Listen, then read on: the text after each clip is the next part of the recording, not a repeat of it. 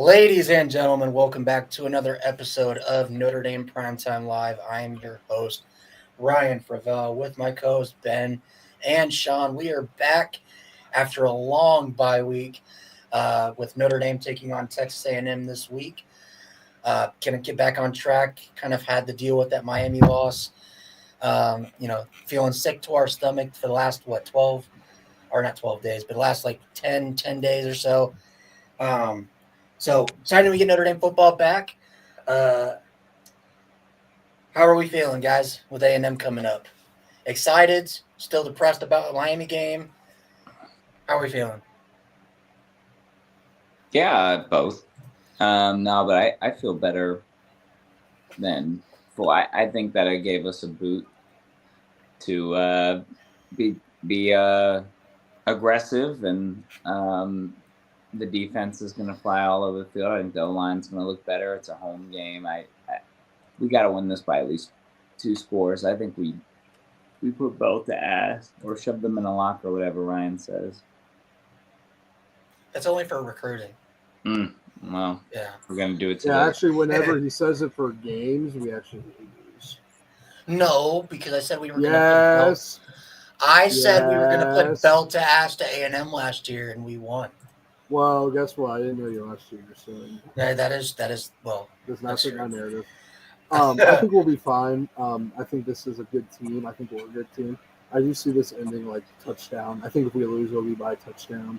I think if we win, it'll be by touchdown or more. Yeah, but I don't really see a way that it ends up being a field goal game. But if we beat them by 10 on the road last year, us being at home, you would think that it wouldn't at least be the same.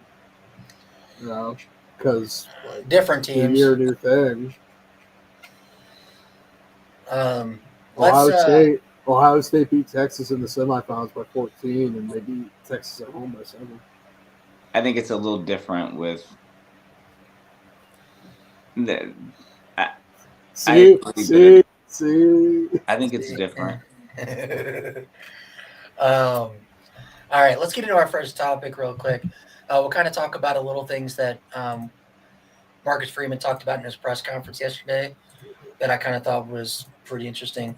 The first quote coming from Tyler Horka, Marcus Freeman says he saw enough from C.J. Carr in his first career start to know he's capable of running anything that's put into a game plan.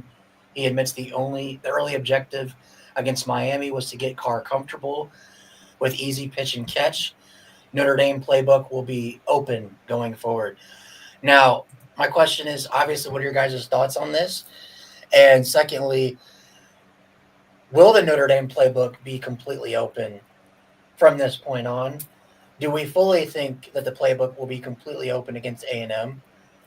Or do you think that that's kind of just coach speak? I think we're not going to see designated tunnel screens. I think we'll see the same amount of RPOs, but I think the ones that were just designated tunnel screens, I think those are gone. I think we're going to go take some more shots midfield, down the field this game. Or they're gonna be replaced. The tunnel screens will be replaced with those shots. I think we run the ball more. I think we see the same amount of RPOs with him just handing them off. But I think that he's going to take more shots, similar. I don't want to say similar to the second half of the Miami game. I'd say it's only like that if we're really down. But I do think in terms of play style, like maybe being a little more aggressive on offense instead of safe. I think it's a mixture of both. But I do agree with him that we saw enough. We're 0-1, training wheels are off, go do your thing. Now, with this, I almost wonder if Texas A&M, if you're just looking at the schedule, to my opinion, it's a must-win game, right? I think you're in a must-win spot. You didn't want to show everything against Miami, right? Because you were first time on the road, new starting quarterback. Like Freeman said, the game plan was to get him comfortable with some easy pitch and catch plays. Now that, like he said, we know what you have in C.J. Carr, and you believe he's capable of running anything you ask him to do. With this must-win game scenario at home with the great opponent, do you throw everything but the kitchen sink in terms of the offensive game plan at Texas A&M? Or is it going to still be somewhat conservative? Because that's my thing is I don't necessarily think to me, this is a must-win game. You pull out all the stops to win this game. I don't think you hold anything back in this game in terms of offensive play calling. Do you guys kind of agree? Yeah, but I do think they'll still be conservative because it's a big and important game. Like they know they're the better team. They know they have to run the ball. They're still going to be conservative on the aspect of trying to. I think they're going to be conservative handing the ball off to Jeremiah Love a ton. But I don't. Yes, I think all the stops are off, and yes, I think it's already show everything you got because this is the game you have to win. But I don't think it's going to be like we have all these trick plays and fake punts because we have to win this game. I just think that they know what they're good at, what they're going to do, and now that week one's done, that the pressure's off for them to be able to just do what they know how to do, just on an enhanced level of executing plays. Coach speak. I just think that it's going to be. I don't see us being that much different on offense than the Miami game. It's just more running the ball, right? I think one thing we're also going to see is we limit the turnovers as well. It's just a lot of those drives ended because we fumbled it with a pick. I think that also doesn't help. I could definitely see it being like this is a Jeremiah Love game where he gets like 15, gets 15 carries for 95 yards and a touchdown. That's a good game for us. I mean, we have to score 20. We score 20 or 14 more points just other ways, finding their way to score. Because once Love gets that first big play, they're going to just be patching it. We got to figure out how to kick the ball in the end zone, which I think that's where it's going to be reliable to play the whole more. Yeah, I think I agree. I think you're going to see more. You've got to see more Jeremiah Love in this game, but I do think you're going to see more Denbrock trusting Carr to take some more of those deep shots to a Malachi Fields, because I do think that was one thing in the game plan. We didn't give Fields enough touches. Greathouse had a terrible game, dog shit game against Miami week 1. I think you've got to get him somewhat involved, but he's also got to do his fucking job and block. But I do think that you're not going to see the same offense that we saw against Miami. It's going to be, I think it's going to be more of what we saw last year, except again, more deep shots, more trying to threaten the defense for A&M instead of trying to keep everything within 5 yards of the line of scrimmage like we did against Miami. I just think that you're at home. You're not on the road. It's a night game in South Bend. You should feel more comfortable. I just feel like you've got to do everything you can to win this game. But obviously, like you said, Sean, I don't think you want to be super, super aggressive to where you put Carr in a bad situation where he's forcing interceptions, turning the ball over. But you've got to give the ball to Love. That's the main thing. So another quote I wanted to get to, I'll have to find it here in a second, was Freeman was asked about the captains, and I don't have the quote verbatim, but it was something along the lines of, I pick my captains not purely based off of production, but more of who I think can have the specific job of leadership. And there were some people in the fan base that kind of pushed back on that, thought that was a dumb reason, especially with how the captains looked against Miami, where it felt like Drake Bowen's a captain. You gave him the C on his chest because he's a great leader. Where was his leadership against Miami? Don Schuler, where was the leadership against Miami? Your D tackle Heinisch getting put on skates the entire game against Miami. Where was the leadership? Emil Wagner getting turned into a Roomba by Raymond Bain. I think Where's the leadership? There's a Well, difference between all because you had a bad game and you were getting put on skates. That doesn't mean you're a bad leader. It means you had a bad game in terms of playing and production on the field. You could still, let me think of an example. CJ Carr throwing the pick, right? He went on the sideline. He went to everyone, my fault, my fault. You can have a bad play but still be a good leader at the same time. Drake Bowen deserves to be a captain.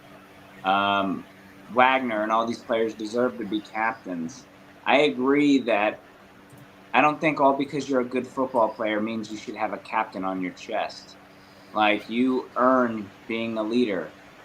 Some of those guys in the locker room that we don't see earn the right to be a leader.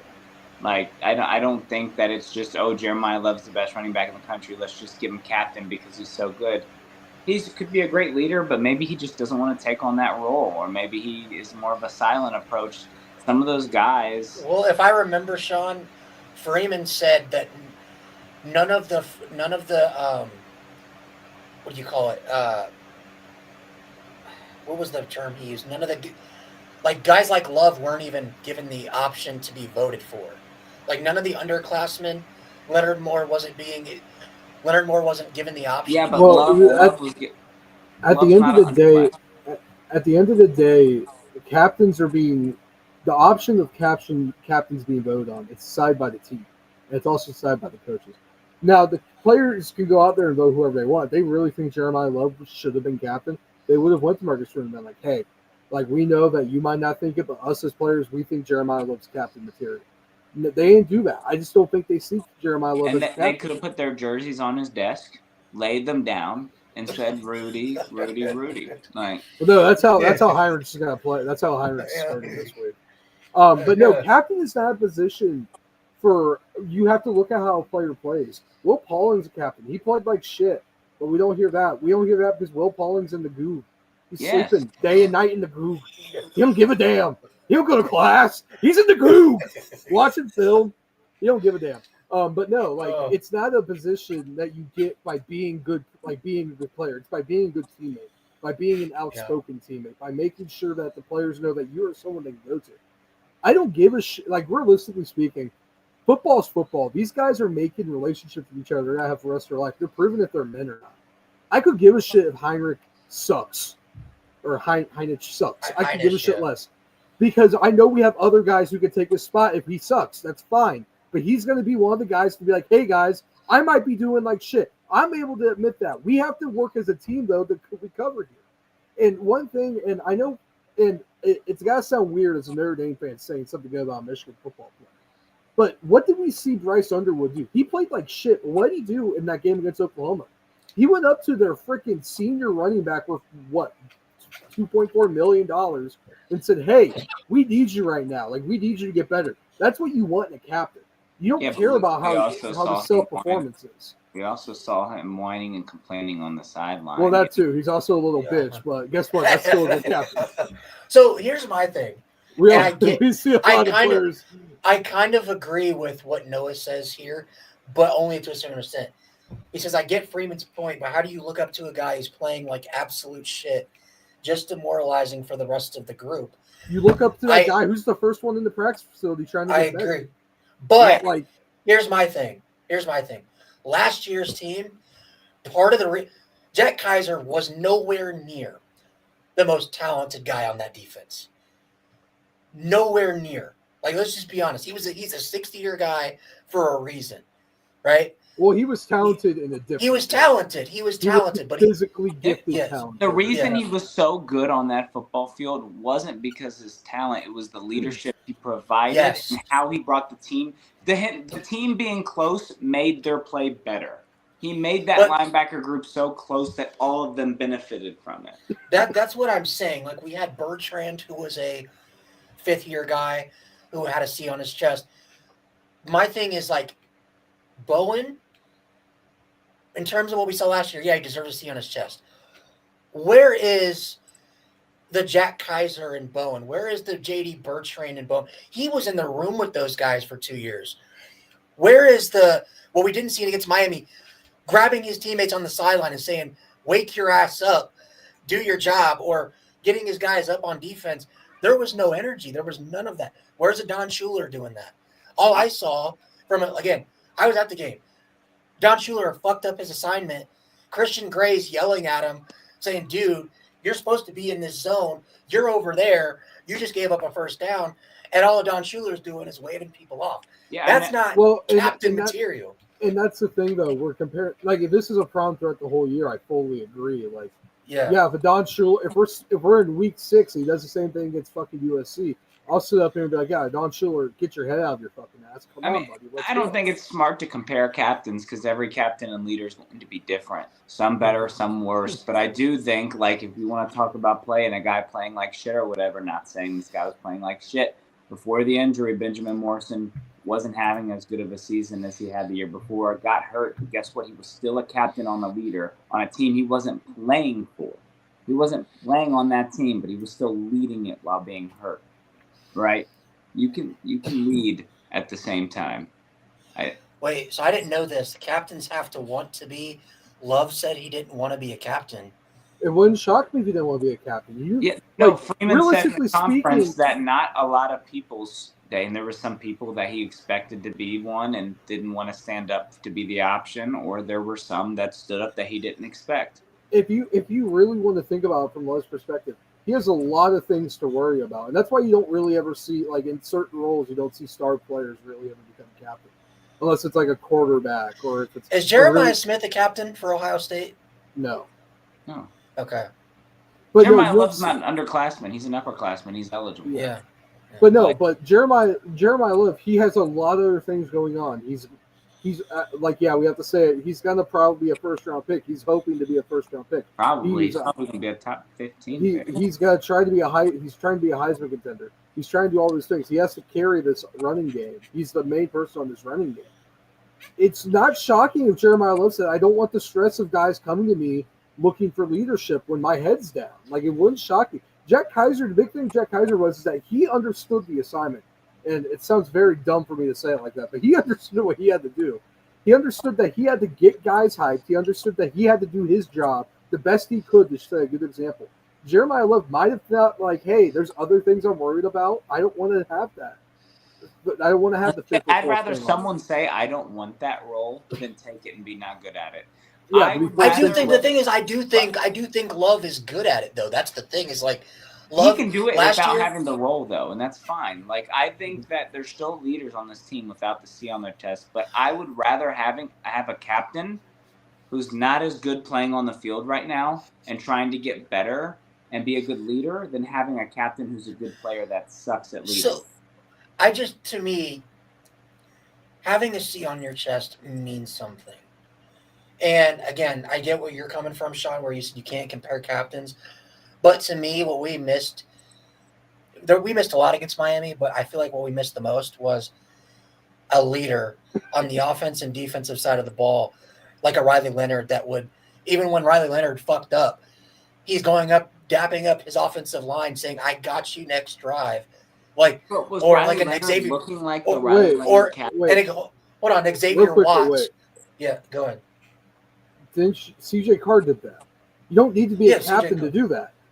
Like, that's the thing. Like, you don't need to be a captain to be the guy to be like, hey, we're good. Like, I fucked up. Like, let's keep going. You just have to be an honest human being. Like, that's what we want out of our players. But then if you're making guys captains, well, you're not going to make CJ Carr a captain. Well, no. I'm not saying that. I'm just saying, like, well, you want Bill Wagner to walk over? Hey, guys, Ruben Bates kicking my ass. I'm sorry.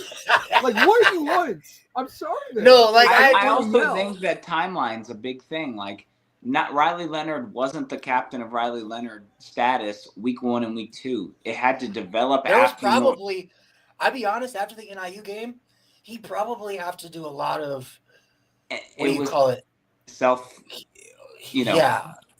But like, sometimes it's gonna take. Some people are leaders right away. Some people it takes something to happen for them to be like, okay, I need to lock in. Some people it takes longer to get comfortable in a role. Like it's one game sample size. Like everyone's like thinks about the captains from last year. But this time last year, when we lost to Northern Illinois, don't you think people were like, where was the leadership? Riley Leonard sucks. Like, I think that it's overreaction, and I think that the leaders are going to be fine. It's just a one-game sample size. It's just for me, Sean. Another thing I want to add on with the Leonard thing is that I think Leonard was more the reason he got elected as captain was because of the off the field stuff. Because what's one thing we always hear about Riley Leonard? He started a Bible study with his teammates the first week he got there. Like that's an off the field thing that you want in your captain. Like find time to spend time with your teammates, talk to your teammates off the field. And then more throughout the season, he became that on the field captain. That guy that you're gonna look for to hype you up. Like Pat Coogan is a perfect example. Pat Coogan's an on the field captain. I want a guy who's gonna get in my face for the biggest game of our season and say we're gonna play the offensive line better. But that's the thing. But that's the thing, though. That's what I'm talking about. We didn't have that against Miami. We didn't have it at all. Because like the fact that your redshirt freshman quarterback is, according to what people see on TV and on the field, is your vocal leader. That's a problem. Like that. Let the guys. That's a problem. Though. Let the guys. Well, how long do they need to develop, Sean? Like give them 1 week. Well, we saw a lot more responsibility be taken after the NIU game. Like you realistically have to give them 4 weeks, I would say, before you start seeing certain guys stand out. Because that's the other thing. Captains, they talk to each other. They know where they're needed. That's a big thing with this. Like overall. But like Schuler, like this, like Noah says, Jack Kaiser was such a good leader, student of the game. And he also was, he taught Bowen. Bowen got to see what it looks like to be a starting linebacker at Notre Dame with a C on your chest. You got to see it twice with Bowen and Bertrand, right? He talked about it when he got the C on his chest. If those were two guys that took him under his wing when he got to campus, you've seen what it takes, you've seen what it looks like, but you're not doing it. And that's the thing. Is like same with Schuler. Schuler sat behind one of the best college safeties in the last couple of years, and Xavier Watts, who was the vocal leader of that defense along with Kaiser. And to me, Schuler looked like he just looked an annoyed puppy the entire game against Miami. Watch a Don Schuler come out and against A&M and everything's just fine. Like, I just think that it's kind of crazy if this was week 4 and we were having issues and we were 4-1 and like there were still leadership issues, fine, I get it. But like, I can't sit here and give one game that if we ended up winning that game, we don't have this conversation. And in a close game against a top 10 team, you need more of a sample size. They haven't had the chance to be a leader yet. This is the time they get to be a leader, right? They lost. Now let's see them be a leader. Now let's see these guys lead. Like they haven't had the chance to lead yet, I'm not overreacting with the captain. Like I'm really not. Because this is a whole. We don't hear about the captain stuff until like week 6. We didn't hear about it until last year. It's like week 6. It's a lot of stuff for that stuff to come. I'm really interested to see. We're not going to see it till I think November or December. The first few episodes of Here Come the Irish. I'm interested to see because one thing you did notice with last year's captains was they themselves, not Freeman. Freeman didn't organize it. The captains themselves wanted to have a weekly meeting where they sat down and discussed team morale, what's the energy like in the locker room, what the team needs, and like what to do in practice. I'm interested to see because it's been really quiet since the Miami game in terms of what that's looked like. I'm interested to see. I would rather not hear anything. That's a good thing. Practice. You don't think you would rather hear the team captains had a captain only meeting with Freeman? If you hear something, but when they're quiet, they're putting the work in. You gotta remember, when every single time there's those types of meetings, Fravel, it's when something really bad is going on. Because who remembers the year of the Heat with LeBron? Him, D Wade, Chris Bosh, they had a team meeting about the coach. Like that's something really bad is going on. Like there's a lot more problems than just play on the field, play on the court. Like you do not want to hear something like that come out of your. We heard it after the NIU game though, and it seemed like it was. Yes, and that was something very bad that went on. We lost to NIU. Losing to Miami is not that bad. But it worked though. That's the thing. It's like it, it seemed like it worked. Yeah, it worked. We And- got our heads out of our asses, and we didn't fucking play down to our competition. I think it's an overreaction. I don't think it's worth. Yeah. All right. Let's get to we'll play this real quick, and then we'll get to our next segment. Let me play this real quick. College football is even more exciting when you've got some action on the line, and the games are even better when you're cashing in. And the Voice of College Football is the place to be to get the greatest value. Start with my picks. 75% against the money line, 58% against the spread, and I've got a 40-plus year track record. 11-0 in the college football playoff for me last year against the money line, 8-3 against the spread. And I'm just the warm-up act.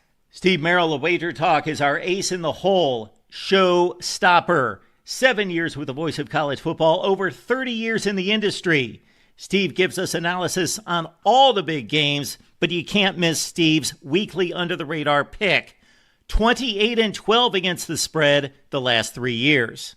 You also get picks from some of our top analysts here at the Voice of College Football, including Corey Bratta, Matt Zemek, and Steve Dace. Check out those numbers. Become a YouTube or Patreon member for just $99 per month. Go to the main channel on YouTube, click join, and then select the betting tier. Do the same thing on Patreon. Make 2025 a winner now. Thanks, Mark, for that. Texas. Want to make sure.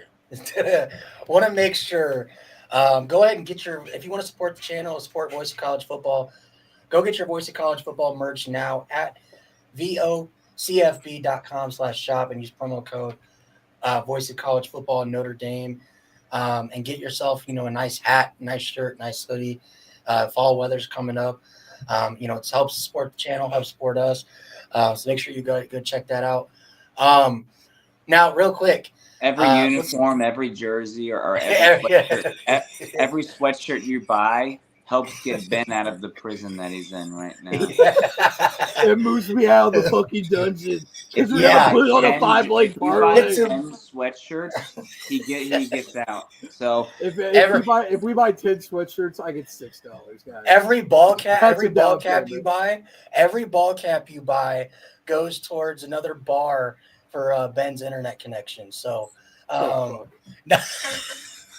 right. Every time you buy a hat, my Spectrum bill gets paid. All right.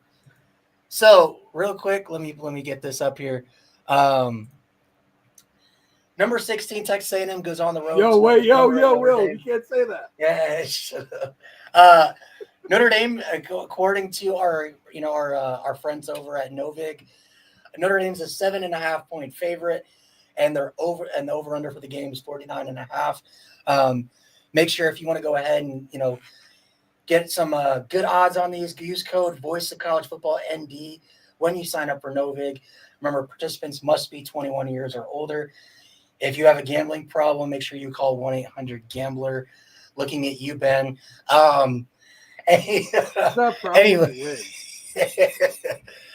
Anyway, Texas A&M at Notre Dame.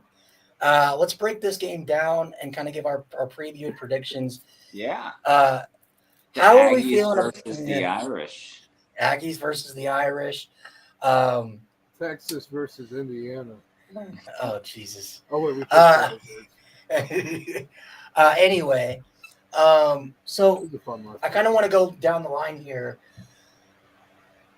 The offensive line and defensive line for both teams is going to be, I feel like, how this game is won, right? A&M's offensive line is not as good as Miami's, but in terms of height and weight, they are bigger than Miami's. How are we feeling about this game in terms of the trench play? Yeah, bigger on both sides. Big.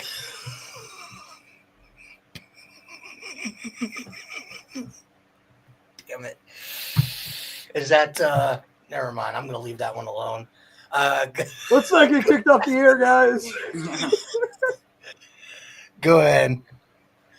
Oh man.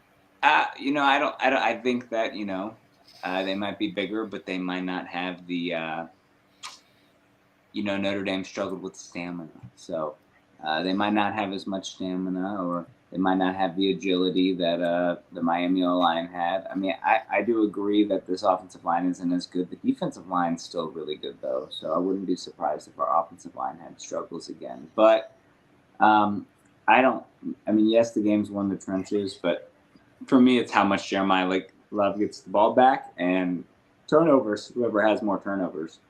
Ben, what are your keys before we keep talking about it? My big thing is that we're going to have to get to Marcel Reed. We're going to have to show pressure. If we're able to pressure Marcel Reed, speed him up, make him take away that first option, I think we'll be able to take away the first option time and speed him up, make him maybe force it to his third option, maybe speed him up, make him go switch directly to the second option. We'll be able to get to him, make him make mistakes. Another big thing is that we need to treat Texas's run defense the same way we treat Miami's run defense. We need to make sure that we're treating them like the best run defense we play.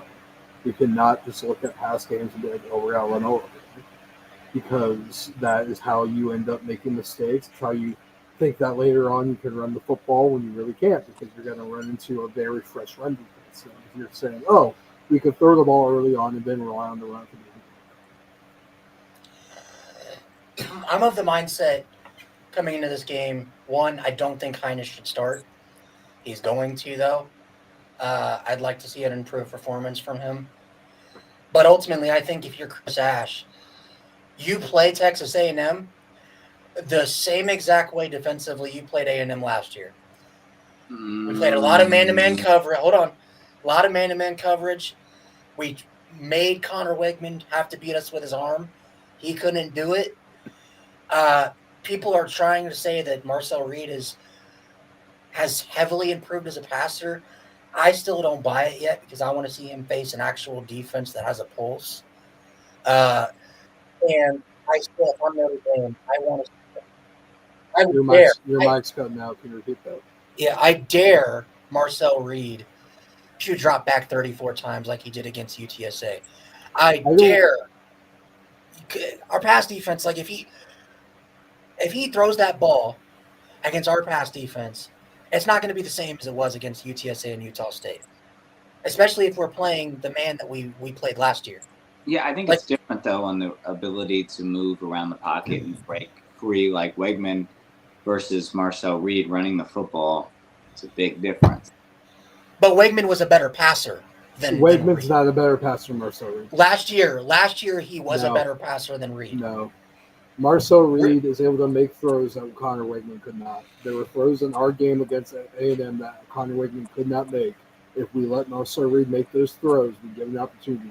He has a higher chance of making them Wegman. Now, I would say that, but back then, like you got Reed. Connor Wegman, when we played them last year, missed 4 throws. On those 4 throws, Marcel Reed, if we allow him to take those throws this week, he has a higher chance of completing it. I'm not saying he's got to complete all 4. Maybe 2 out of 4. Connor Wegman, if he see, I think people. Did you hear me on that, or that cut out? No, I hear you. I think people, me personally, I think people gave Connor Wegman too much crap, especially after the LSU game, because Marcel Reed came in there and LSU had no tape on a running quarterback, and that's how that game. But if you watch Reed the rest of that season, he had trouble completing a 10-yard pass. So, again, he's probably improved. How much is he improved? Because the problem with him is you get him second guessing, and off of his first read, that's when Marcel Reed got in trouble a lot last year. Yeah, but we have to get him off of his first read. We have to send the blitz. We have to speed him up. We're not going to win this game if we say, let Marcel Reed beat us on the pass and let's see if our DBs make plays. It did not work against Carson Beck. Carson Beck's a better passer than Reed, but Reed's also not dumber than Connor Wegman. I think we have to get to Marcel Reed and speed him up. I would rather have Marcel Reed go one-on-one with our linebacker than have Marcel Reed with Casey Concepcion go one-on-one with Christian. The only difference I talk about is maybe Marcel Reed might be a little smaller. Maybe not height, but like weight-wise, right? That could. Oh, yeah. He's like 180. Yeah, so like he's only like I think maybe like when it comes to he might be more agile, but when it comes to taking hits, if he takes one too many hits, maybe, Well, again, and like Ben will say, "Oh, you can't take what you saw on film last year," but I guarantee you, the staff has probably looked at tape from last year of Marcel Reed against when he's played good defenses, aka the South Carolina Auburn game, where awesome with his legs, awesome, but when South Carolina got them in far down in distance, Auburn got them down and far down in distance, he couldn't. He struggled. He couldn't do anything. And that's where I'm thinking, like, you take away his running ability, he's shown that he struggles, and that offense struggles. So this is my point, though. You're comparing games of last year. Players progress and get better, especially from their first year being a quarterback to their second year being a quarterback. Even just playing a little bit, they get a lot better. And that's what I'm more worried about. If we're going to – I don't want to look at LSU. I don't want to look at South Carolina. I don't want to look at Auburn. I want to look at Utah State. I want to look at UTSA, even though they were just, shit schools. I mean, I look at UTSA. I mean, they struggled a little bit. I used that tape to see what UTSA did. Like, the thing is, I don't Sean, know if they struggled that much. Sean, if you they did. Well, I watched those games. They did. But if you watch what A&M's doing on offense and defense, very vanilla. Like, they weren't – they were running base sets. I can look it up. I'm pretty sure in UTSA game, Texas A&M had 23 different players on the field. Yeah. They were very running. Routine. They were getting players into motion. They really were not doing much because they were that confident they were going to win. And they would do much when it was closer. When UTSA had a one-score game, they did a lot more. You know what I would do in the Notre Dame game? I would do a fake screen. Like, like you first play, snap, hike. Looks like you're doing another screen. They're gonna bite, and then you have one of the receivers for a deep shot, like instead of Malachi Fields. Yeah, they're gonna bite like crazy after we did that 10 to 15 times. We know what's going to be funny as shit, though, is that there's going to be Notre Dame fans who are going to send a message to the group chat, and they have the moment, they're going to be like, another fucking screen. And then there's going to be, oh, my God, we didn't throw a screen. Daylight, I think that would be brilliant to start the game with they're going to hand it off to Love. Well, I think you have to get a specific look, though. If it's like the DBs on the side, you're wanting to take the shot. Yeah. If they're playing off coverage, then you don't do it. If they're playing press, then I think you take the deep shot. Although I do think Texas A&M's DBs are much better than Miami's. Like Will Lee is better than anything Miami has in their defensive backfield, and it's not close. Okay, I'm not gonna lie, I'm very confused. How did Casey Concepcion? I can't say that. Concepcion. He got a tackle. Was there a pick? No. I guess was there a fumble? Teams. No, he went on special teams, I guess. They had him play special teams and he got a tackle. Okay. But no, to be exact, 25 different players got tackles for A&M against UTSA. That's why I'm kind of like, we can look at the bad parts of them, but I don't think we're going to see 25 players against us. We're going to see probably a 13 or 14 players. I do also want to go back to Sean's point about the DBs for Miami. I don't think it was necessarily that Miami's DBs were good. I don't think we tested them very much. Realistically, how many deep shots did we try to take on Miami? He was most of our pass, and when we did, Carr was 2 for 2. So what does that kind of tell you? It's a small sample size, but maybe if you take more deep shots against Miami, maybe that game goes different. But the defensive line for me, I think, and we were talking about this last night. Somebody else made a good point. I think it might have been our buddy June. You can play zone and still be aggressive. We weren't against Miami. I also think that it also helps your defensive line look better when you're bringing your linebackers up in the gaps instead of having them instead of their first 3 steps being backwards. Bowen is at his best when he's not having to think about anything and can just go towards the people make fun of him, say he runs into the guard all the time. But, at least he's doing something. People said the same thing about Maurice Liufau. Jalen Snead, at his best when he's running to go after the run. I expect A&M to do exactly what Miami did and try to run the ball. I don't think they're going to try to go out and be pass happy. They had a lot of success against us last year running the ball. Le'Veon Moss averaged like 6 yards a carry last year. And I think A&M probably, I don't know if they win the game last year, but it would have been a way closer game if they stuck to the run.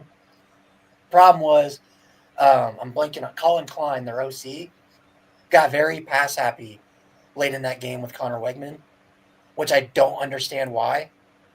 Colin Klein was so good that 2012 year.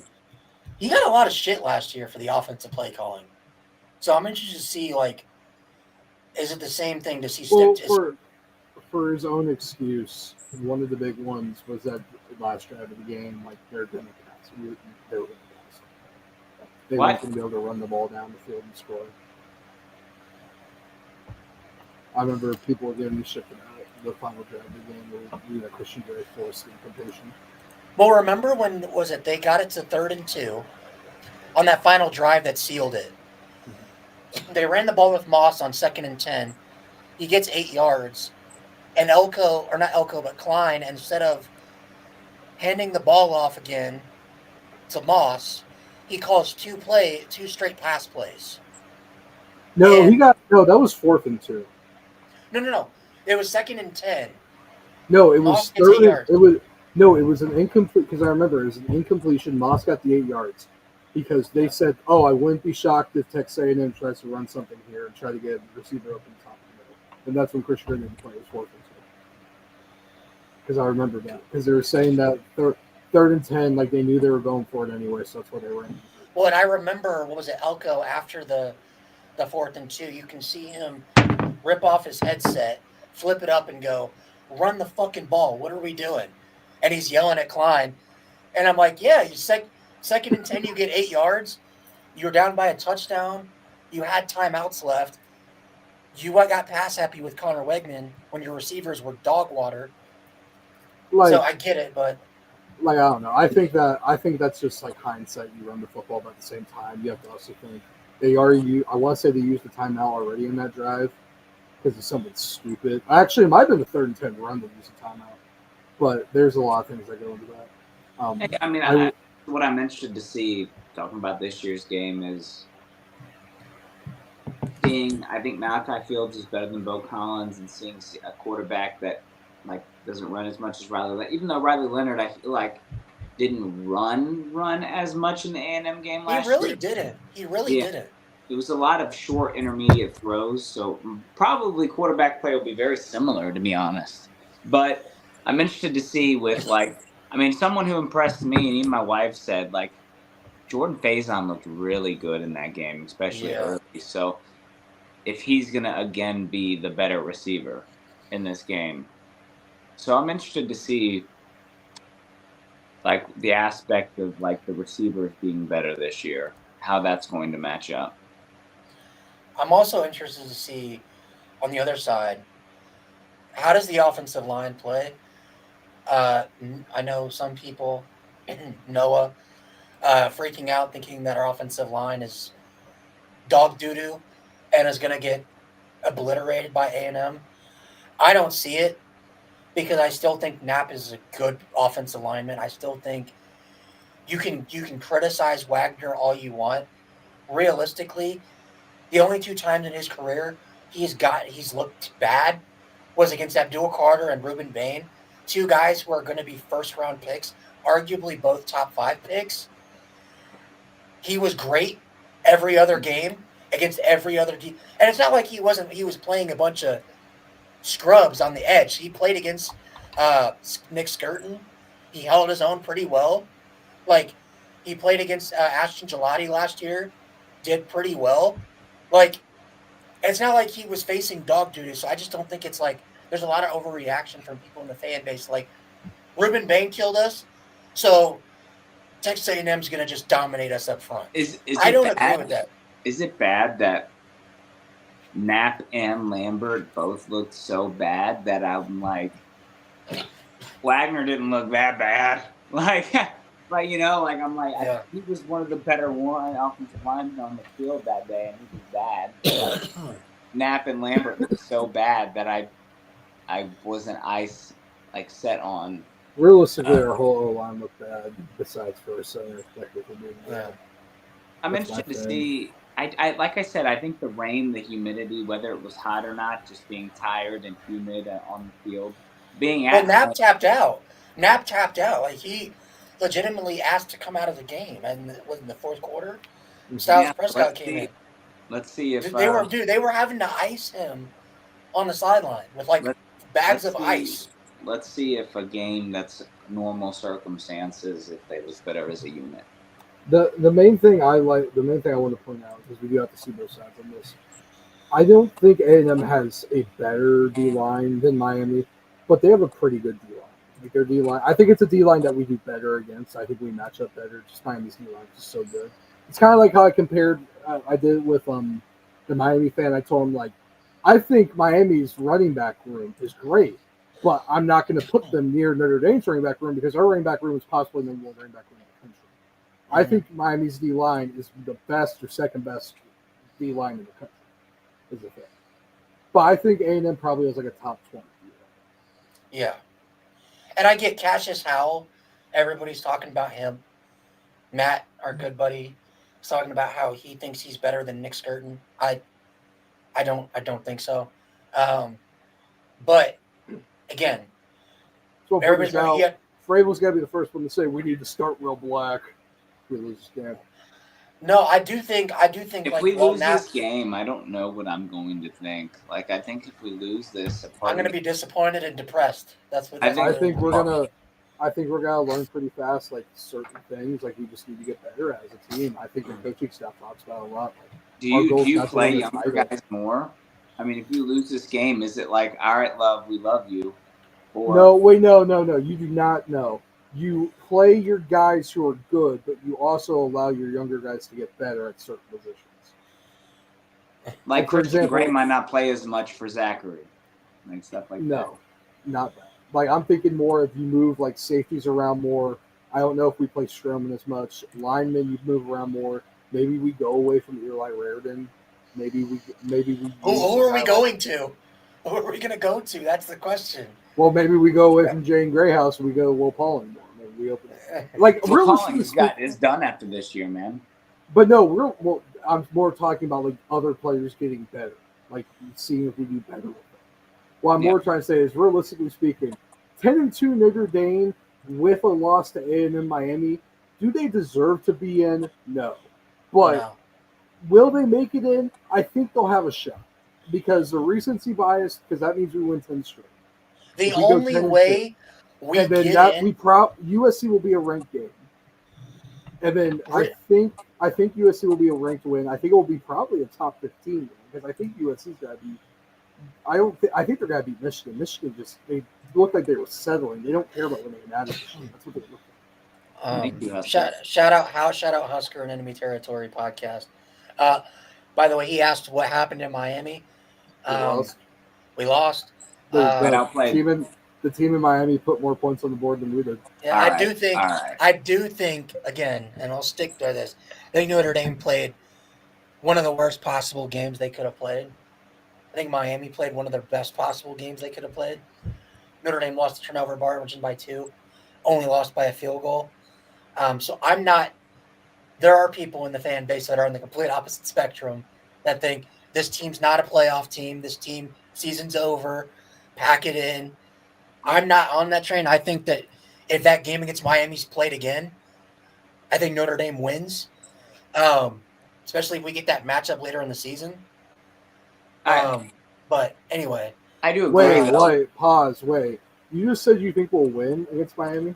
If that game's played again, I agree. If we play them again later in the year, I think it's a different game. Training was off of Carr. Might not be at Miami, depending on when the game is. Might not have the weather aspect. Like this, I think the game could be different if we play them again. It's hard to beat a team twice. It's hard to beat the same team twice. Like Oregon, Ohio State. Oregon beat Ohio State, then proceeded to get blown out in the playoff. Like, it's really hard to beat the same team twice. Georgia did it last year against Texas. Both games were very close. Yeah. I don't think that Miami is significantly better than Notre Dame to where you could, if that game's played 10 times, it probably is an even split, honestly. I don't know. know. What do you think, Ben? Like, if it's played 10 times. I think Miami wins 7 out of 10 games. Because I don't know how much better realistically. Because the main thing you're pointing out, we're going to get better. We will get better. I think we're going to be better than what Notre Dame was week 1. But Miami's also going to get better. We're going to get. They're both going to. But what's their cap of getting better, and what's our cap of getting better? Their cap getting better is a lot higher than our cap. I do believe that. Carson Beck coming with a new team, coming with a new system, new wide receivers. Wide receivers didn't play a lot last year. We're able to do this. And at the end of the day, I don't think our own line can ever get better enough to match Ruben Bain in this Miami defensive line. I just don't know if we have the talent to do that. What about running the ball? Running the ball, that's coaching, though. Yes. I think coaching-wise, but I also think Miami made mistakes, too. Miami went away from trying to go down the field and keep trying to score. I understand it sounds like I'm trying to side with, like, I'm going opposite here. But realistically speaking, Miami did kind of play like, hey, like, let's not take the risk of letting Notre Dame force turnovers. Because that's that last year, we got into just so many games because of turnovers. We were able to force turnovers. Like, we made it to the Natty because we were able to make Drew Aller throw the dumbest passes. Well, and realistically, I think I disagree with some people that said Miami led us in the game because I think that's discrediting what Notre Dame did in the second half. I think Notre Dame was just a better team in that fourth quarter. I do think, though, that while that touchdown to C.J. Daniels was great catch, great effort, realistically, 9 times out of 10, that's an Don Schuler interception, and that's a terrible decision by Carson Beck. That's what killed him at times at Georgia, and I wonder if going into halftime, you're up 21-7, and you're Mario, and you're like, hey, Carson, CJ, great catch. Carson, don't do that shit again. Yeah, but that's my point, though. I don't know if he's going to make that throw, if he's going to do that stupid throw again, because that's a throw you get yelled at. When you compare players making bad throws, they don't make the same type of throw again. They try to do something else that's a bad throw. They never repeat the same bad throw when it comes to bad decision making. I don't think Carson Beck will do that. Miami didn't let their foot off the pedal, but they were smart in the fourth quarter of managing clock and managing their drives, like kicking a field goals in situations to go up 10. They were smart. They got out coached a little bit in the fourth quarter. Well, realistically, they made it so hard on our offense to get anything going consistently, where after the touchdown drive Carr had, Notre Dame didn't see the ball again till like the 7-8 minute mark in the third quarter. Like, that's really hard for an offense to get anything going. Notre Dame makes it a 1-score game, has the ball back, and the end of the third quarter or whatever, they throw the pick, they go up 10. Like, if they don't throw that pick, it's a 1-score game. It's a hypothetical, but if we don't throw that pick, Notre Dame has all the momentum in that situation. I agree. That pick changed the game. But we also, there's other things that, like, who was it? Was it Mark Fletcher, like, slipped on his lineman's foot? Yeah. It was like that 3rd and 2. If that doesn't happen, we don't know what happened. Like, I don't like playing the what if game. Oh, no. Yeah. Like, I think there's bigger what ifs. I'm just going to look. Like, I think, like, it's okay to, like, the difference in a Don Schuler play is that's such a big play versus a smaller play. Well, that's a game-changing play. If he picks that off, like we talked about this last show, that's probably a pick 6. That's a difference of – that's a 7-point swing. If you will go back and watch the play, there's nobody – Miami has nobody over there. C.J. Daniels would have fell down trying to go for the ball.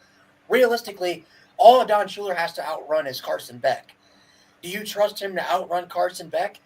I do. Yeah, I agree. My main point is I think Miami wins 7 out of 10 times. It's just that everything Miami is good at, like, is what leads to successful football. They were pushing us around the trenches. We were getting thrown around by their D linemen. Everything that leads to successful football, Miami was able to do. And I can't confidently say that we're going to split 50-50 because that would mean that I think we're on the same exact level as Miami, which we truly aren't. Because Well, you can I have also great think- DBs. You can have great DBs, but if you're not getting pressure on the quarterback, you can't let those DBs make the plays that quarterback's going to track for. But save wavelength when you have either the young quarterback like we talked about and the O-line group, like with it being like I think after A&M, if the offensive line is completely different, D-line is different, it might change your opinion on that because it could be first game and it could be, hey, the weather or the humidity. Like if they go out there and rock Texas A&M on the offensive line, it might be like, you know what, they just had a bad game, we're back. Right. And if they do, they do. And I'll be like, yeah, we're a lot better when we look at Miami. I just don't think we'll do that. Like, I just don't think that we're – it's so hard to say it because I want Notre Dame to be so good. I want to say, oh, we're gonna win 15 straight games. I really want to say it. But it's just hard to look at the way our team is and just be like, yeah, we can go and beat Miami again, and we should be favored against Miami or things like that. It's just hard to say that. Could it be a situation – but couldn't it also be a situation like we saw with Ohio State and Oregon last year where you had two great teams? Ohio State's playing on the road at Autzen. Oregon had a lot of things kind of go their way that game. In a hostile environment, they won by 4. And then we see the rematch. And Ohio State that faced Oregon then was so much better by the time they faced them. I don't think Ohio State though was totally worse than like they weren't getting beat in certain positions like how we were against Miami. Point. Like, and also Ohio State, it was that slide by Will Howard, which was stupid. Like he needs to know what it is. That's a mental mistake. Like that's the game-winning field goal. Well, is that going to be? That would have been what, like a 50? It would have been like a 46-yarder. Okay.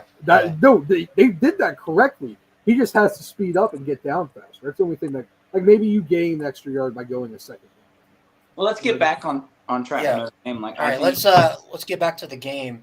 I do think, this is a big game, like you talked about.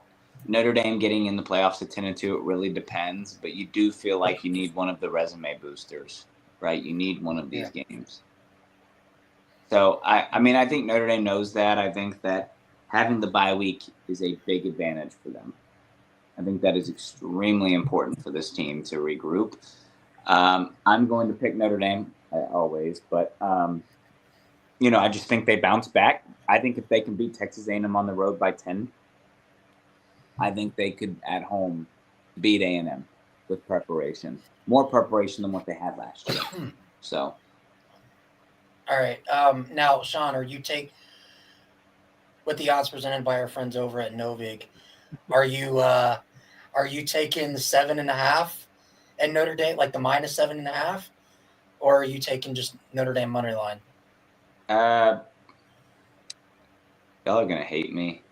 I'm going to take 7.5. Is Notre Dame money line just out betting that Notre Dame's just gonna win? Notre Dame just straight up, like you're taking Notre Dame straight up. Yeah. Notre Dame money line's like plus 225. Yeah. Minus 225. I'm going 7.5 because I think we win by 2 scores. So I'm taking the minus 7.5. Okay.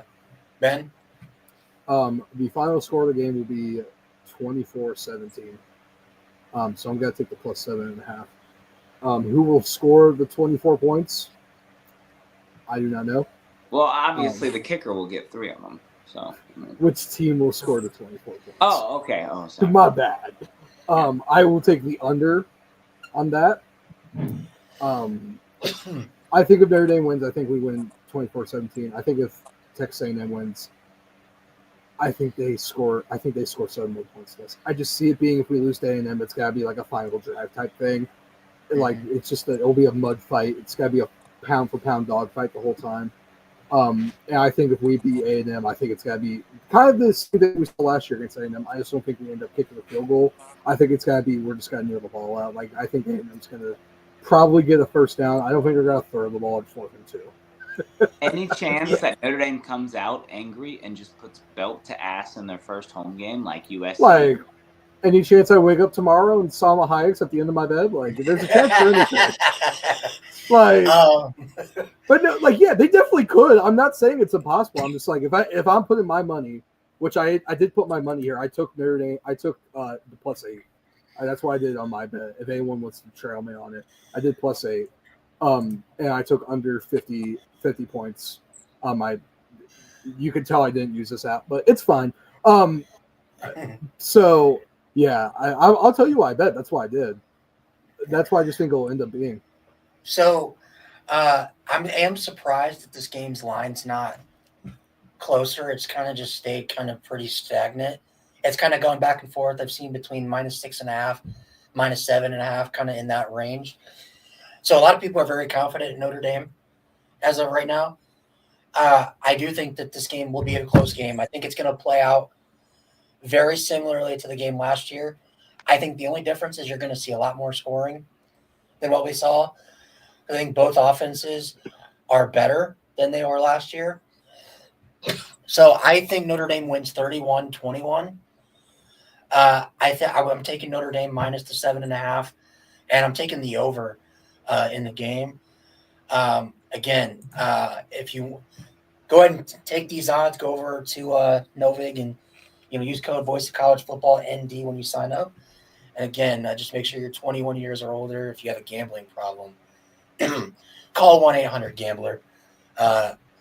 Anyways, Call 1-800-QUIT. Yeah, I am nervous about the dual threat quarterback aspect, but I think that having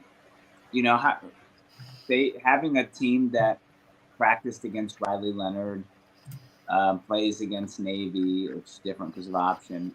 I feel like we'll be prepared. Most of these people practiced against Riley Leonard last year, and he's a different runner than Riley Leonard. But I think they'll be prepared. I think that the defensive backs will be solid again. It all depends, like Ben said. The only thing you'd be nervous about with a running quarterback is USC Caleb Williams won. When Caleb Williams had his Heisman moment, breaking all those tackles and being able to run around. If he is able to run around, Notre Dame loses this game. Notre Dame has to tackle and has to put pressure on him.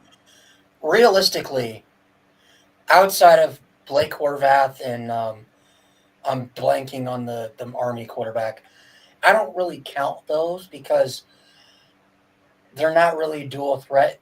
Horvath can throw the ball. Bro, Horvath's got a cannon. Hold on. Horvath can throw, but I'm saying he can throw that thing like 25 yards. In the Army and Navy offenses, it's very different defending the quarterback run because Notre Dame's defense is more closer to the line of scrimmage, so it's easier, right? I do think what Caleb Williams was the last true dual threat Notre Dame faced. Can you pull up our schedule from last year? I can pull it up.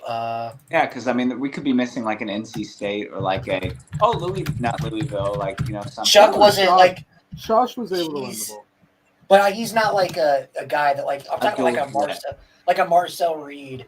I know he played one though. I know we played one last 2024 schedule. Let me see. So we played A&M, no. Northern Illinois, no.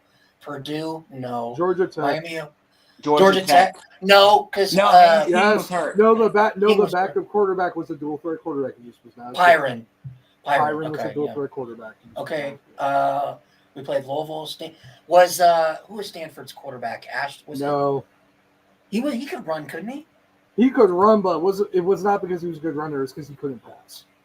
Florida State was DJU. Yeah. DJU, Florida State. No. He played football that long? No, he didn't play that week. Did he get benched that game? I don't think he played that game. I think he was benched 5 weeks ago. ago. It was blocked. It was Brock Glenn by that point. Okay. Virginia, no. Well, Calandria could run, but I don't. Was Calandria the starting quarterback? Yeah, he was. What about Jordan Mayava? It was Tony Musket. Was Mayava? Would you consider Mayava? He didn't really take off and run a lot against us, did he? Mayava was more of a gunslinger, but if he had the ability, he was able to run it. I don't think. Yeah, he took off 5 times. Well, It's not like Marcel Reed. either way, I think we could say Marcel Reed is the best running quarterback we've faced since Caleb Williams. I think that's fair to say, right? Like I think, Yeah. yeah, Yeah. and different defense, but we did pretty well against Caleb Williams at home when he wasn't able to get his offensive line. His offensive line wasn't able to get away with 20 holding Well, actually, calls. wait. Technically speaking, oh wait, no, never mind. Keep going. Riley Leonard was before the USC game. I was gonna say technically. Yeah, right. Well, Riley, he did run a decent amount against us. I would say you could maybe say Cade Klubnik. Like he didn't really take off much against us either, did he? He wasn't that was passing more, the ball. It was more who was the running back? Oh wait, no, they had frick. It was like Phil Muhammad. Fumafa. Yeah. I was gonna say Muhammad shit. But yeah, like I think it does concern me a little bit because Notre Dame's defense doesn't face it too much. So it does But no, the answer to the questions I lose sleep at. Thinking of Marcel Reed triple option. But yeah, Marcel Reed RP. So let's get to our picks real quick, and we can kind of get out of here for week 3. We'll start with number 34-24 score prediction. By the way, I didn't say yeah, you're good. Number 4 Oregon at Northwestern. Oregon. Ben? I would hope Oregon. No, it's got to be another Dante Moore blows up a shitty team, and we have to say, "Oh my God, he's a top 5 quarterback." Yeah, Oregon by a foot. Ben has PTSD from that recruitment still. Dante Moore is a fucking. Oh my God, he's probably a good football player, but Oregon fans seem to take a freaking shit. Well, Oregon fans hype up everything that they have. I mean, let's be realistic though. The last fans. 3 or 4 quarterbacks that Oregon has had have been really good. Yeah. They've been really good, but like I'm just saying, like I'm not going to call Dante Moore a top 5 quarterback because he beat Montana State. I'm going to go Oregon as well. All right, number 12 Clemson at Georgia Tech. I picked Georgia Tech. Now I do think Clemson. I could see Clemson bouncing back after a bad Troy game and just what. But Haynes King is pretty good. Georgia Tech is and Clemson's defense. Clemson's defense struggles with running quarterbacks. We saw that last year against Sellers. Sellers ran all over that defense. Yeah, I'm gonna take Georgia. I'm gonna take Clemson. Yeah, I'm taking Haynes King and Georgia Tech in the upset. Yeah, I can't do that. I can't. If this game was at Clemson, I'd pick Clemson. Yeah, but it being on the road. Georgia Tech's going to be crazy for that. Now game. watch Clemson. This is probably a boot to ass after the Troy game, and they're going to come to town like ready to go. And well, here now I say this: if Clemson loses to Georgia Tech, just bringing it up, how much of an overreaction was Week 1 LSU? Because if Clemson loses to LSU, almost loses to Troy, and loses to Georgia Tech, and is 1-2. How does that look? Because LSU dominated Clemson in the second half. Like, it took LSU a full half to get through it, and then they fully just. I mean, well, it's a good question. It's a good question. No, I'm just answering the question of my opinion. Yeah. I still think it's all right. Wisconsin at number 19, Alabama. Alabama. You're going to take Luke Fickell. I have 2 things here. I fucking hate Caleb DeBoer, but I fucking despise Luke Fickell. You know, he was almost our coach. I know he was.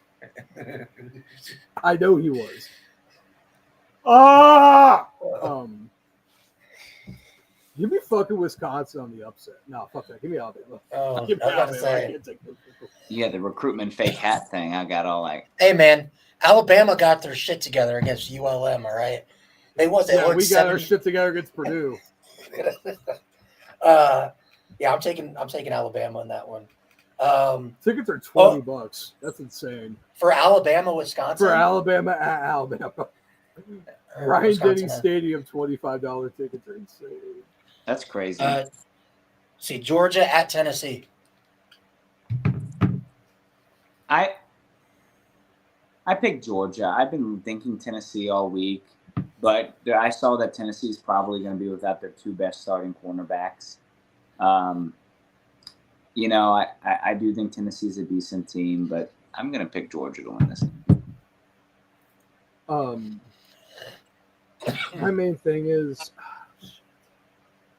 I really want to take Tennessee. I really do. I just don't think Stockton is going to do that bad. So I'm going to have to go Georgia. I really want to take Tennessee, though. Yeah, I'm going with Georgia. They're my preseason SEC champs. I'm sticking with them. Oklahoma at Temple. Oklahoma. Is that still a good game? Temple's undefeated. So is Indiana State, but okay. Give me Oklahoma. Oklahoma is only a 23.5 point favorite. If you want free money, there you go. Give me Oklahoma in that one.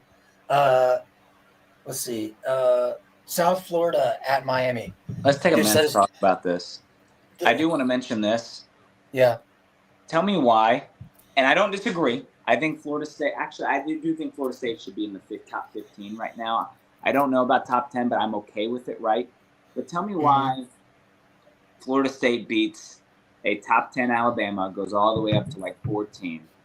But USF has 2 ranked wins to start the season, beat a pretty good SEC team on the road with a top. Well, realistically, we don't know how good Florida is, to be fair. We don't know, but people, I mean, let's just it doesn't matter. It's based off what college football landscape. If you can't say if everyone was picking Florida to win that game and USF wins, Florida's not that good. When you were picking Florida to win, right? Like, if they have a top 15 team win on the road and beat a top 25 Boise and just dominated them, like, this isn't – why are they – I don't know. Like, a part of me is like – I can give you 2 reasons. 1, Florida State beat Alabama by 17 points. 2, Boise State was only ranked because they made the college football playoffs. And that's the only reason they keep playing much 24. And the other thing also, both of those wins now are unranked wins because Florida's unranked, and so is I don't count that. Well, no. Florida's technically ranked in that one women's poll. I'm gonna say this, Ryan. You know my opinion with this.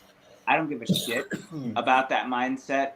I'm always the opinion of when you play a ranked team, they're unranked because you beat them. And they were ranked when you played them. That's a ranked win. I don't care if they're not ranked now. Well, I just think they're unranked because they suck. So I think that they beat a ranked team. South Florida deserves the respect, and they're but I think they're getting the respect. This is an interesting game. Realistically speaking, they're getting the respect. They're getting put at 18. That's kind of what most power or group of 5 schools get put at after those 2 types of wins. Well, now, but the Miami's a 17-point favorite. This is not a normal group of 5 schedule, though. Playing 3 straight ranked teams to start the schedule. But you're not really playing. But my point is, like, realistically speaking, you're looking at that Boise State team. You're not ranking them because you think they'll be good. You're just ranking them because it would make no sense to go from being in the college football playoffs to being outside the top 25. And that's what most of the AP voters talked about. They felt pressured to put Boise State even in the top without 25. that. Forget Boise. Even without that, Boise's still a group of 5 program if you're playing this, an elite group of 5 program. And then you're playing Florida and Miami. That's impressive. That's impressive, but you have to win those games to get ranked. I think if they beat Miami, they should be top 10. If they beat Miami, they should be top 10. And they beat Miami. I think they're a lot better than what here's we're what I giving will them. say. I'm not a group of 5 believer. I do love that they have a group of 5 team in every year. Gives them a chance, blah, blah, blah. If they go undefeated with this schedule, they should be a top 5 seed. Not saying they should get a hold on. No, I think they should. Not saying they should get a bye week, but they shouldn't be the 12th What if seed. Florida? I think they should be a top 4 seed. If What they if beat Miami. Florida? What if Florida ends up being dog shit? What if Boise State ends up being dog shit? But still, they're going to beat an SEC team on the road, ACC championship contender. They're playing an American Conference title contender potentially. And let's just talk. If they win out, they're winning the best group of 5 conference. Yes, you could say what if, but if they're undefeated, I'm not saying they should have a bye week, Ryan. Of course, an 11-1 Big Ten and SEC team should get an over, but they should at least be Well, the 'cause they're- 5 seed. well, They are- Wait. I think they should This get isn't a bye a normal week. group of 5 schedule. I think People they said should get a the bye same week. thing 100%. They beat a top 5 Miami team who's, as of right now, is favored to win the ACC. I think even if Miami loses, they'll still be in the ACC championship.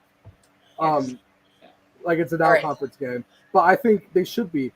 I'm just not going to take them in this game. I just think Boise State isn't good enough to win to put them in the top 15. If South Florida wins this game, top 10 minimum. If they win this game, they'll be top 10.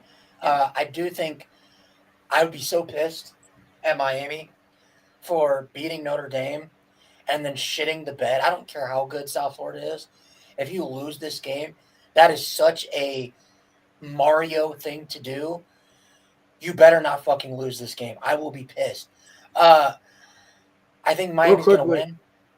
Okay. But if South Florida wins this game, is it 2007 all over again? Like, I will say that, bro, people have Byron Brown as their favorite for the Heisman Trophy. What? If they You know what's go weird? undefeated, he should win the Heisman.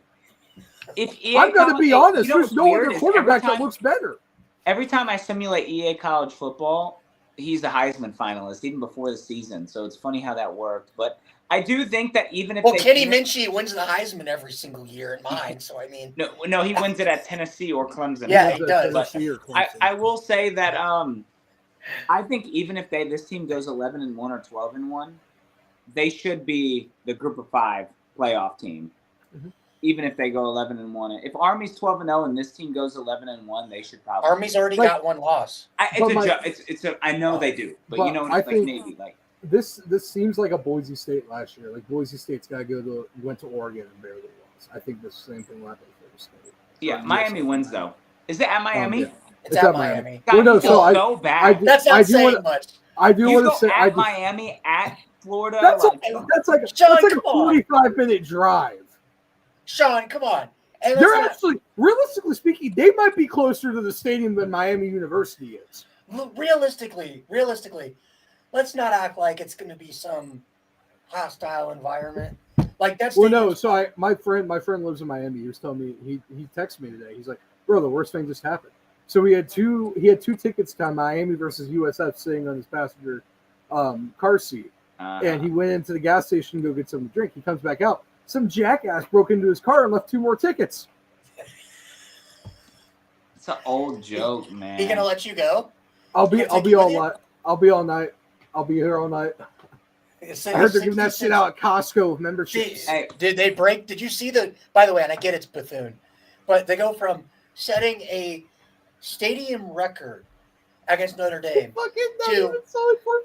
to how high school stadium for Bethune. I bet you that stadium maybe 40% filled for USF Miami, and that's a top 20 game. That's crazy. But I think Miami. I'm not gonna lie. If I was in Miami, I would not be going to a football game. I'm not gonna blame them. Miami losing to USF is like Notre Dame losing to NIU last year after beating No. If NIU had frickin' what's his name? Brown at quarterback. Then we would have lost by fucking 20. What are the next games? All right, hold on a second. Noah says, "Bro, USC is averaging." Well, that's what happens when you play FCS teams in the first 2 weeks. Bro, Dante, by your standards, Dante Moore's the Heisman. Jesus, I don't give a shit if you beat up Utah State, School of the Blind. Okay. They played. By the way, USC scheduled Missouri State and Georgia Southern. Missouri State, by the way, just elevated to FBS. Actually, Georgia Southern was pretty hard for Vandy last year. No, that was Georgia State. Oh, is that Georgia State? I thought it was Georgia State. Yeah, so they didn't even play the best Georgia GSU in the state of Georgia. That's crazy. Anyway, the next game, Arkansas at Ole Miss. Give me Both Arkansas. Ooh. Yeah, give me Ole Miss. I kind of selfishly. Ole Miss struggled with Kentucky. They always do though. That like Mark. Yes. You see the thing. Stoops knows how to run that team. We'll see. He knows Watch how to Arkansas run win. So Hey, like y'all laughed at me for picking Baylor. So Arkansas. And you laughed at me for picking USF. Well, Shut up. I had the best upset of the weekend. Arkansas, like realistically, right? Outside of this game, their schedule sets up really nice. I selfishly want to pick them because I want them to be ranked when they play Notre Dame. I just think Ole Miss is going to get this one done at home. Give me Ole Miss. And then, what, Florida, LSU? There's another game after that. Yeah, there is. There's one more. Okay. It's an upset week for me, man. You're going. Don't fucking go with Florida. Oh my god. Fucking Brian Kelly haters. Yeah. You go with LSU. Give me LSU on the points. Give me LSU minus 24.5. Give me Florida to win this as a bounce back after losing to USF. Give me LSU 24.5. This fucking Florida team is terrible. Give me the over on points. The reason I'm picking Florida, 20 points. The reason I'm picking Florida is Florida will not lose. They have this next 4-game stretch that's a gauntlet. They're not losing all 4. They're going to win one of them. I just think this is the one. So Florida, I mean, you know what? I LSU's will say this. I agree. I don't think they're going to beat LSU. I think they're going to beat AD. Florida is. Okay. I mean, was LSU's only a 7.5 point favorite in this game? That's surprising. It's a good game. Let's not. If Florida beats USF, this is I think this is going to be a solid game. It's like DJ Lagway better get better. Yeah. Anyway, then I'm taking LSU in that one. Final game: Vanderbilt at South Carolina. The fight. Wait. I was talking about Ohio State. Ohio Bobcats, baby. We're all picking Notre Dame, obviously, but then I'm going to pick South Carolina to beat Vanderbilt. I have a few upsets. I think 3 this week. So, yeah. Ben? I don't like South Carolina. I think they're a massive. Go with Diego Pavia. You know what? Fuck it. This guy came in the year talking so much shit. I came back to Vandy to win a natty. I'm gonna fucking put his money. I'm gonna put my money where that fucker where his mouth is. Give me fucking Vandy on the points and Vandy on the money line. Let's go, Diego Pavia. Prove your worth. Not only make 2025 your year. Yeah. Make 2025 your fucking year. You know what? Fuck it. South Carolina might have Lenora Sellers. They might have I forget the fucking DN's name. They might have them. But you know what? They might have Dylan Stewart. They might have Dylan Stewart. They might have Dylan Stewart. But you know what Vandy has? The power of friendship. And Clark Lee. And Diego Pavia. The power of friendship led Notre Dame so far last year. So, yeah, exactly. They got the power of friendship. We made our bets. Something I do want to talk real quick. Hold on a minute. I didn't get to pick. We know what you're picking. We know you're picking South Carolina. You give me the SEC. He told me he came back to win an SEC championship, to win a national championship. You're such a fucking bot. You're such a fucking bot. Give me Diego Pavia, man. The New Mexico State piss missile himself. These tickets are $156. You're picking Vanderbilt, but you got mad at me for picking Florida beating LSU. Did you see Vanderbilt? But you realize Vanderbilt and South Carolina both played VT. One beat Virginia Tech on the road by 17. The other one beat Virginia Tech in a neutral site by 11. No, Virginia Tech lost 44-20. They beat them by 24 points. Yeah, exactly. Like, let's not.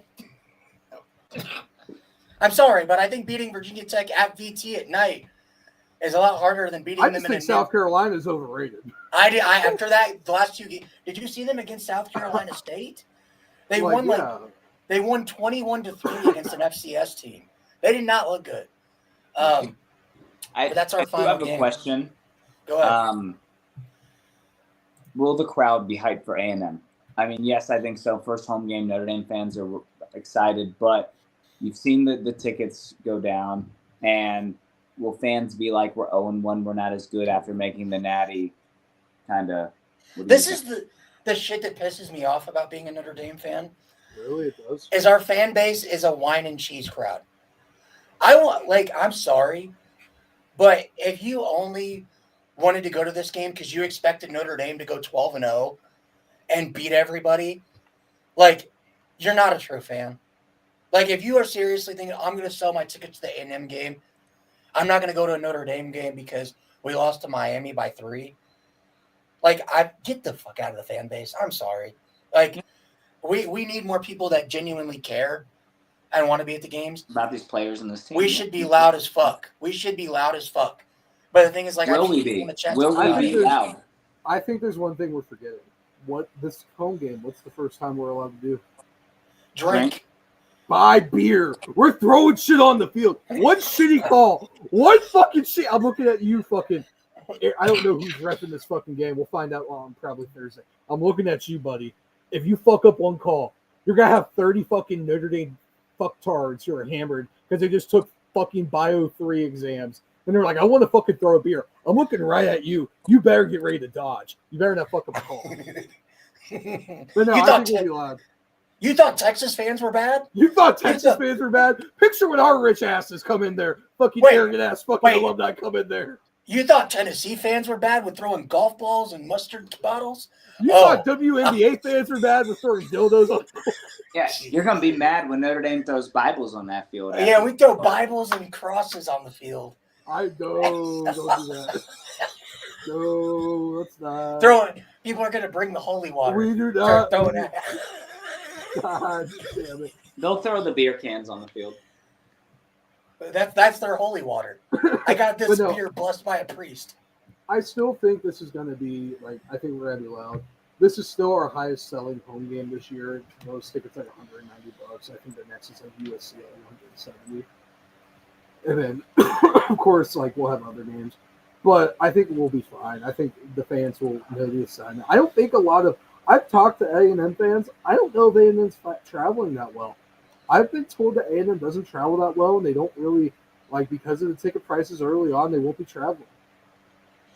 Which I hope not. Like, I don't want to see the stadium half maroon. I want to see blue and gold. I do think it'll help that it's a night game. Me and Sean have been to a lot of the night games. We went to the USC one. That was really lit. The Notre Dame Ohio State game I went to in 23. Outside of the Indiana game, that was by far the loudest Notre Dame Stadium has ever been, in my opinion, that I've seen. I don't know if it'll be Ohio State levels or Indiana levels, maybe USC levels. Not with it being a rivalry. I do think it's a step down, but I do think it's still going to be, like, ready to go. It could be Clemson levels.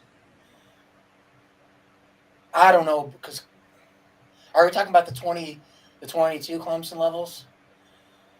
I don't know, because that Notre Dame had 3 losses at that point. So a lot of the excitement around the team had died off, which is crazy because I still get the same. It's the feeling from the fan base right now that I'm getting is the same feeling that the fan base had after the NIU loss, and I don't get it. Yeah, like, people are acting like the loss to Miami was just as bad as NIU. I don't understand it. I would say it's worse. Why? A lot of reasons. One, we were good. We're good against them. Like, we were better than NIU. Like, we just played like shit. Like, we just did not take. Wouldn't that be worse though to NIU? No, because I'd have confidence in our lineup. I don't think we're worse than NIU. I think we're worse than Miami. But I also don't think we're worse than Miami. But I think it's interpretation, really. I think we're worse than Miami. Because I think people don't understand. I think people forget how bad it was. I remember that week after the NIU game, we were concerned about playing Purdue. Like, we legitimately... People got mad at me for saying Freeman shouldn't be fired and that he should still be our coach. Yes. People were mad that this was calling before for his head. This was before I knew you, Marcus, but the group chat, the half of it was calling for Freeman's head. Half of it was saying, we're going to lose to Purdue by 14 the next week. Like, Miami, Ohio, because another MAC team. Yeah, like, legitimately, people were... Well, no, I understand that. Like, everyone wants their head coach to be fired after a loss like that. But I'm saying more of like a common knowing football fan, like someone that's actually able to sit down, like we're understanding how football works. We know we're better than NIU. The reason why we lost had to do up here. Did not have to do with the skill level on the field. Everything we had to lose to Miami had to do with skill level on the field. I think the only issue, the only thing you could argue about the Miami game being worse is the expectations were higher. We're a lot higher. So that's the only thing. Like, oh, they came to the Natty. Now you expect this team Well, to were they? carry momentum. Because after the A&M game, expectations were sky high. But it's different because you just the- playing the Natty. The expectations for the A&M game after that was, oh, go undefeated, get a high rank. And, like, we'll see what happens. This year is win a national title. Right. Which But I do you don't think agree it's- with. I don't think we should do that. Like, I don't think Do we you should think do that it's way. fair, though, as a fan? Like, as you guys were all I mean, when you're Notre Dame dying fans. to win one like we have and how long But Sean, as fans, do you guys think it's fair to be like, we lost one game on the road to a top 5 team by 3 with a lot of new starters, top 10 team. anything like, and then just be like, well, fuck it, I'm done supporting the team. Season's over. Pack it in. We're not winning a natty. Why even watch the team? No, I it's not. don't think that's a good. To me, that's not being a real fan. No, like, yeah. I'll watch Notre I Dame s- if they're 0-12. Like Like I'll I'd be watch. mad about I it, don't but I'll watch care. it. I'll watch Notre Dame to Sean Kaiser's recorded. Yeah. Dude, I watched the That dude 4-8 sucks. season. I watched the 4-8 season. I watched us lose to Texas with the same passion. I watched us lose to Duke that same year, a 3-8 Duke team. I'm just a real fan. I don't like. I've said I watched Drew Pine lead this team to 9 wins. CJ Carter lead this team. Anything's possible if Drew Pine led this team to 9 wins. Facts. All right. Well, we've been going for a long time. Damn, almost 2 hours. Shout out the 238 people that have tuned in. Make sure you guys go over to the Voice of College Football. Drop a sub, like, and comment. We go live again every Tuesday night at 7 p.m. Central. We'll be back Thursday for our call-in show, so make sure you tune in for that. That'll be Thursday at 6 p.m. Central, 7 p.m. Please no one Eastern. call us while they're on the toilet. Yeah. Yeah, please don't call if you're on the toilet at Kilroy's.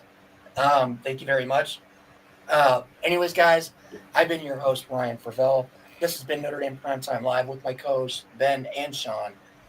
We will see you guys next week. As always, stay safe and go Irish.